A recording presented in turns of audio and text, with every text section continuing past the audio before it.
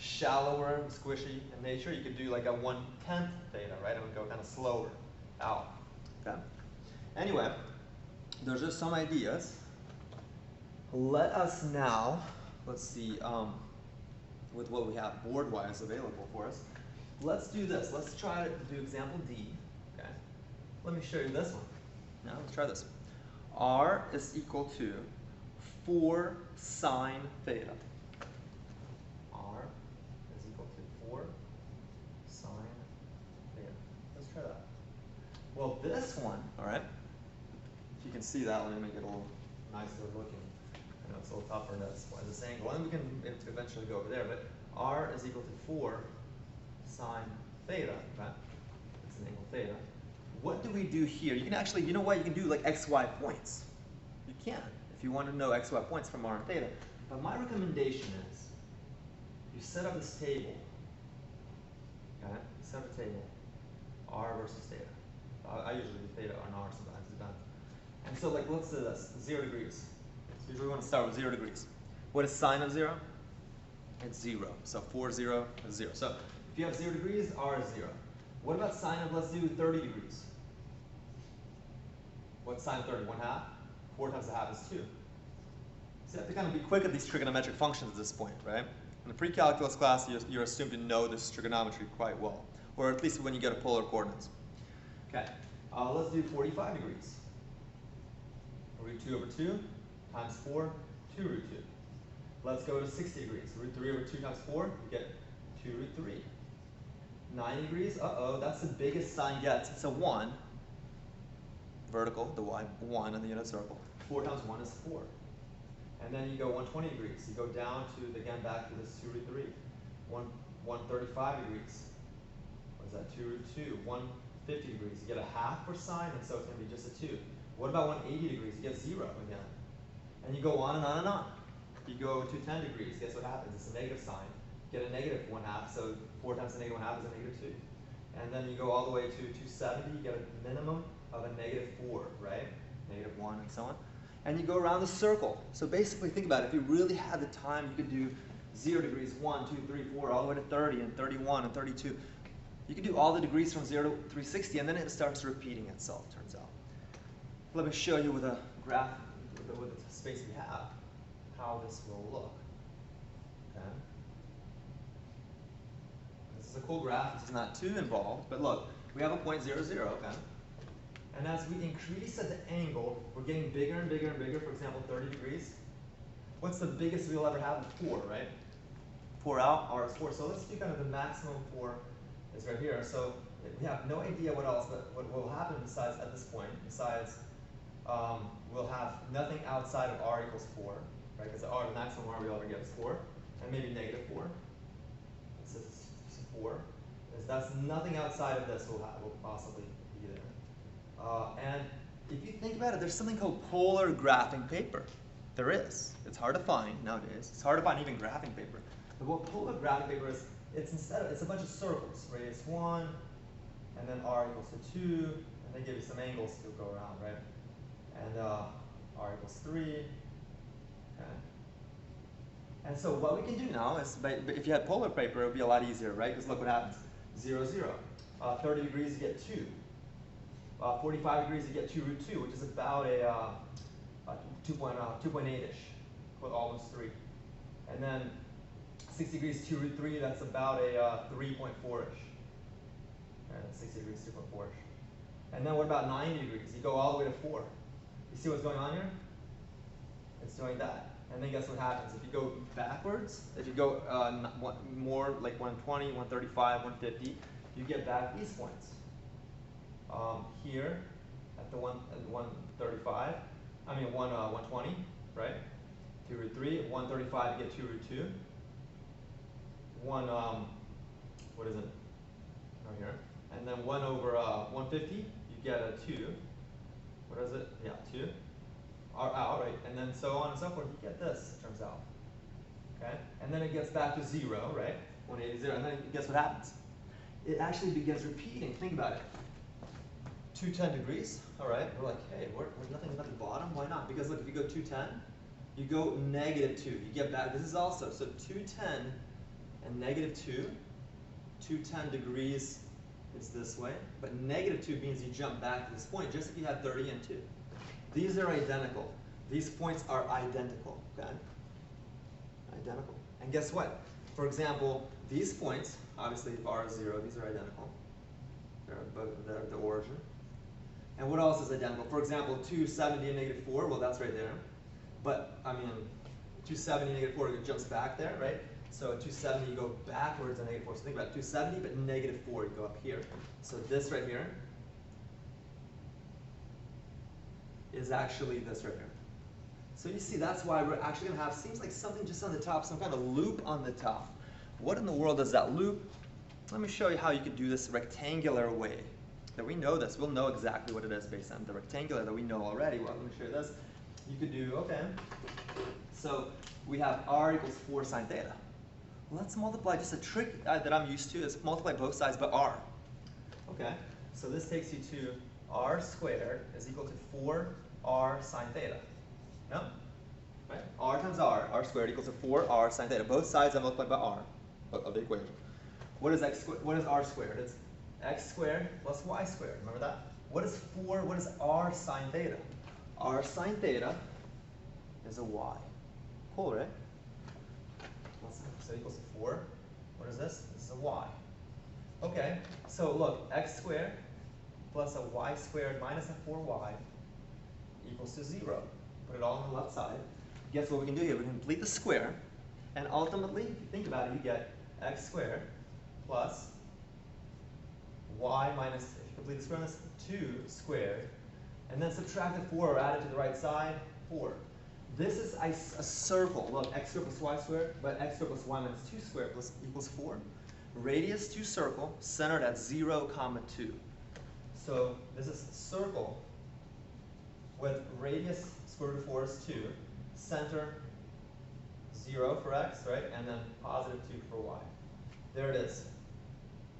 There's a center, right? See that, everyone? 0, 2. There it is, and then the radius. 2. Cool, right? It's a circle. So we proved, based on what we knew already, and it's not a random loop. This is actually specifically a circle. And so, before I end the lecture, the little discussion that we have here today, I want to do one tougher example. All right? I want to do something kind of really more involved. That people were like, wow, like this actually have polar coordinate, how difficult it can get, polar graphing. Let's do one. So polar coordinates, let's do graphing, another example. Okay. Let me show you this one. So let's do, and let's just keep it, maybe, let's do this. R equals to 2 cosine 3 theta. Let's see what happens. So we're going to graph. Let's do this here.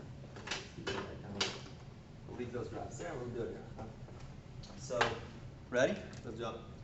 R graph R equals to, let's do 2 cosine 3 theta. Okay? Like a triple angle formula, right? We don't want to do that triple angle formula, which is, I believe, let me see, what is it? It's 4 cosine cubed theta minus 3 cosine theta? One way to, or one of those. It's something similar to that. So you can make this like a cubic in terms of just cosine theta, but we don't have to do that. Polar graphing, let's do this. Let's draw kind of a theta r, like we did there, and we'll get some points going. Okay? We'll need quite a few points. And then here we're actually going to be graphing. Let's do like a nice y-axis, and pretty legitimate x-axis. Okay? And let's, again, the maximum you'll ever get, what's the maximum this can ever even be? Cosine biggest and smallest is 1 and -1, right? We know the range of a cosine anything would be -1 to 1, right? It's actually horizontally.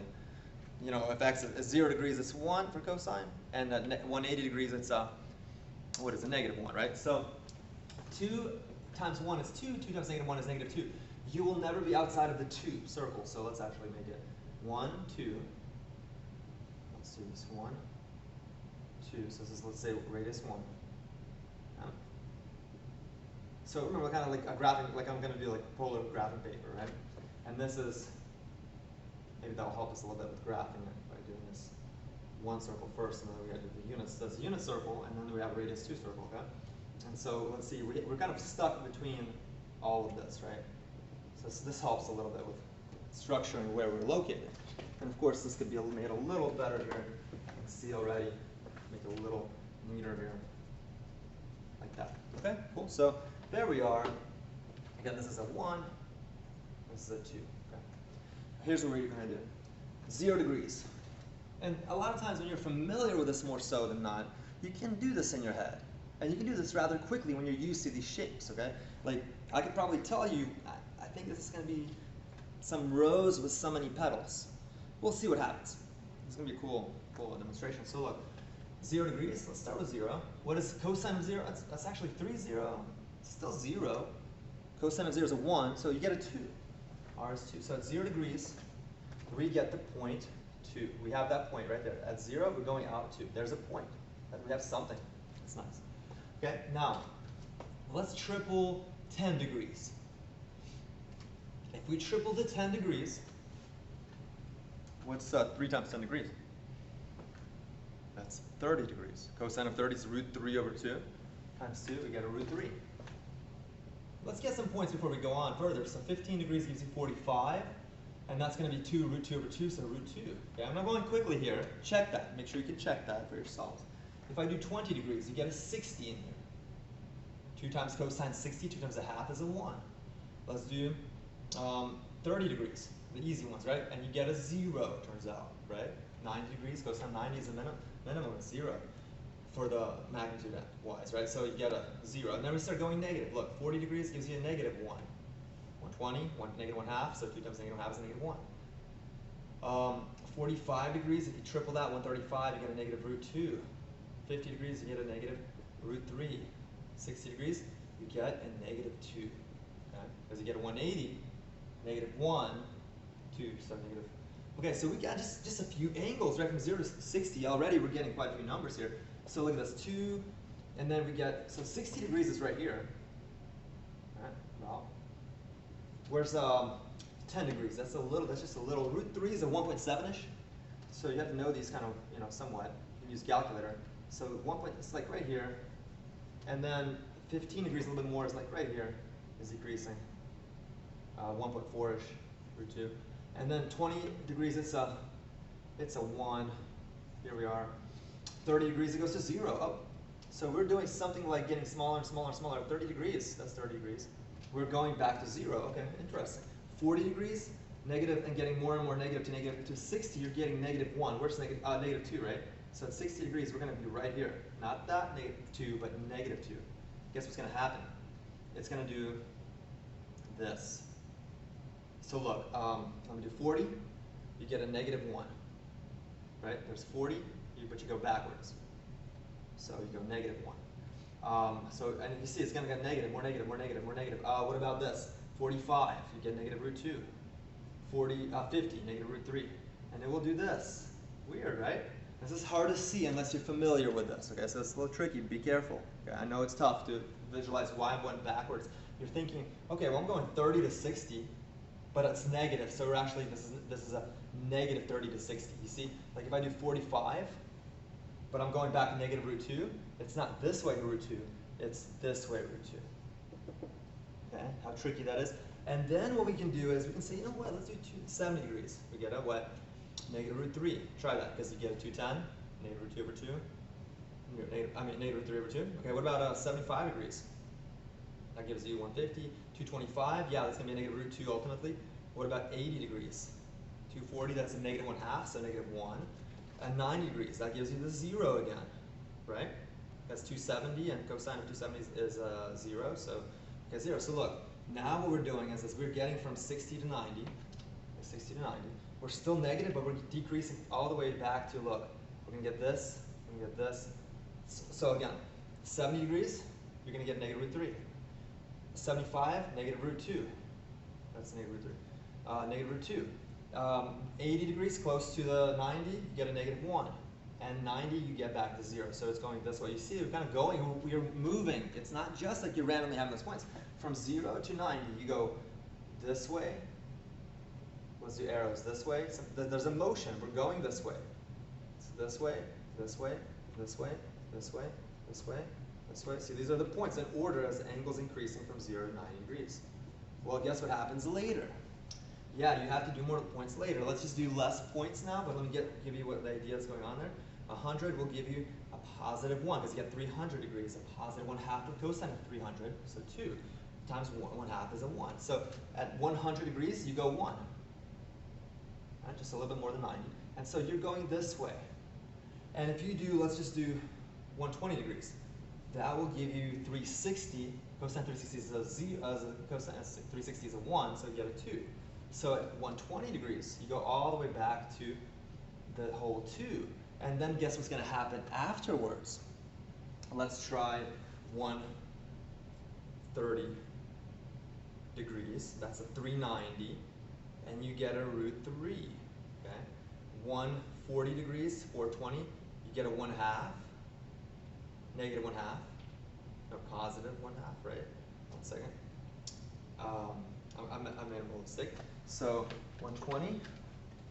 Let's do 130 is 390. No, that's fine. And 420 is just like a 60. So you get a 1/2 and you get a 1, right? See how it's tricky, right? And so you get a 1 for 140. And so we're going backwards now. See, 140 is like not 150 yet. It's right here. So we should probably get something like this. Okay, right here. And it's going to get smaller and smaller until we reach what? Instead of, how do you get 450? If you put 150, right, you triple it, you get 450, and the coterminal angle, or reference angle, also is actually 90. So if you triple 150, it's a 450 here. Cosine 450, just like cosine of 90 is a 0. And so at 150, right here, you come back to the 0. So you come back to the 0. So you're going this way, and this way, and this way, and this way, and then back, and back, and this way, and this way, and this way, and this way, and this way. And guess what happens? If I go a little bit more, let's do 160. 480, you get a -1, right? Because it's 360, you have a 120 degrees left. I take away 360, coterminal angle. And then that's a -1/2, so -1. What about a, let's do 170 degrees. That's a 510, take away 360. What is that? 250, right? Or 1 second, what is it? So, let's see, 160, 480, and then let's try, did I want to do this one? Yeah, 170 is 510, take away 360, it's 250, right? That would be not 240, but 250. We don't really want that. 1 second, 510, 360. Let me do this one 1 second. Let's do 165, 170, 175, 180. Let's just do 180. So we go from 160. We can do that. 1 second. Let me do this. 170. What's the, so if I get 360 plus a 480 plus another 60, 480, 420 plus another 60, 480, right? Let's do this. Let's do 160. You get a -1/2, right? We did that. And then let's do 180. And we get back, you know what we're going to get back? We're going to get back a -2. Think about it. 180, 180, 180, 540, right? And it's going here. And this cosine's a -1/2, -1, so -2. And so at 180, you get a -2. We come back, look. We go at 160, we go right here to -1, and then we go back to the -2. So again, at 180, you're going to the -2. So you're going this way. And guess what happens? Fortunately, it begins repeating exactly the same. So for example, let's try 190 degrees. 190 degrees will be the same as what happens is 570, take away 360. You get what, 210? At 210, cosine of that is a -√3/2. You get a -√3. 190 is just like a 10 degrees √3. Look, this point and this are identical. It's tricky, but look, 190 and -√3, because look, 190 is right here, and you get -√3, just like a 10, you went to √3. Okay, so this point or this point identical. Let's do one more time, 200 degrees. 200, 600 when you triple it, 240 when you take away 360. Cosine of 240 is a negative 1/2, you get a negative 1. At 200 degrees, you get a negative 1. That's the same thing as at 20 degrees, getting a 1. These are identical. Also, these are just in the rectangles. And so on and so forth. You could try 210 degrees and it becomes a little bit easier to see. 630, right? Take away 360, and you get what you need to get. Okay, so it goes on and on and on like this. This is a rose called the 3-petal rose. Hopefully that's really cool, right? Like this is what kind of graph, how do you graph something like this, and it goes on and on and on, the same thing, repetition. Check the repetition. I didn't really go stress in detail that idea, but if you go again from 200, 210, 215, 220, if you do those angles all the way to 360, you'll get the points on the same thing. Okay? So the graph would be just that. It's called the rose. Okay? 3-petal, right? And there you can get other ones too, 3-petal rose. Cool, right? And so hopefully that was insightful and that you enjoyed the lesson. And that's all for today. Thank you so much. Have a great remainder of your evening, day, whatever it is.